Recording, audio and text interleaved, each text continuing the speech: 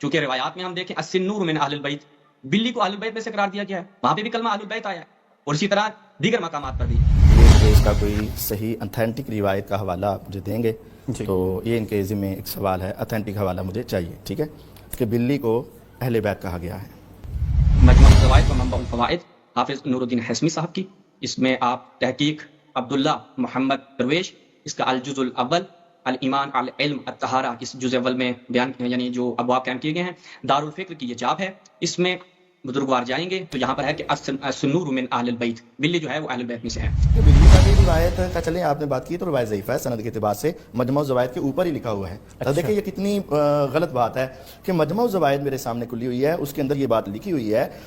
کہ یہ روایت ہے، اس کے راوی ثقہ ہیں، غیر ان فیہ الحجاج بن ارطاط وہو ثقۃ مدلس،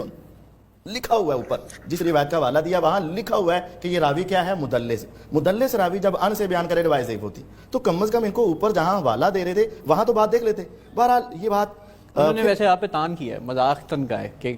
یہ مجھ پر تان نہیں کی، یہ اہل بیت پر تان کی ہے اصل میں۔ آپ لوگوں نے اکثر سن رکھا ہوگا ان لوگوں سے، یہ لوگ ایک بات کہتے ہیں کہ جو بیویاں ہوتی ہے وہ ان کو طلاق دے کے جدا کر دیا جا سکتا ہے،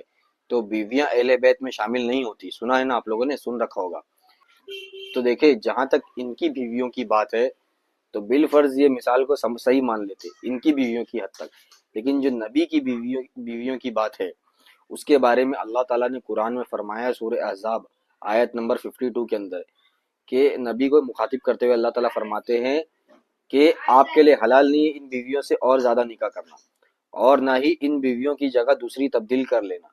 تو نبی کی بیویوں کا جو اسٹیٹس ہے اللہ تعالیٰ نے اس کو باقی رکھنے کا حکم دے دیا ہے اللہ کے رسول کو، تو نبی اب ان بیویوں کی جگہ دوسری بیویاں نہیں لا سکتے، نہ ہی ان بیویوں کو چھوڑ سکتے، تو نبی کی بیویوں کا جو اسٹیٹس ہے اس کو وہیں باقی رکھا اللہ نے، اسی لیے ان کو امہات المومنین کا خطاب دیا اللہ نے۔ تو یہ کہنا کہ بیویوں کو طلاق دے کے جدا کر دیا جا سکتا ہے اس لیے نبی کی بیویاں اہل بیت نہیں ہیں، یہ ایک دم بھونڈی دلیل ہے، یہ دلیل عام طور پہ بھی استعمال نہیں کی جا سکتی، نبی کی بیویوں کی بات تو بہت دور، ان کو تو اللہ نے اسٹیٹس دے دیا امہات المومنین کا، تو عام بیوی جو ہماری بیوی ان کے بارے میں بھی نہیں کہہ سکتے کہ وہ ہماری گھر، کوئی بھائی ان سے کوئی کہے کہ تیری بیوی تیری گھر والی نہیں ہے، کیسا لگے؟ اہل بیت کا مطلب کیا ہوتا ہے؟ اہل بیت کا مطلب یہی ہوتا ہے نا، گھر والے گھر والی،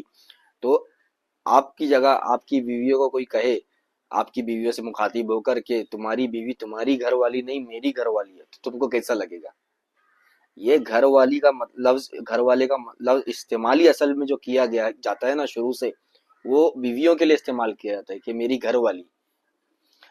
اور آپ لوگ نبی کی بیویوں کو نبی کے گھر سے جدا کر رہے ہو کہ نہیں نبی کی بیوی نبی کی گھر والی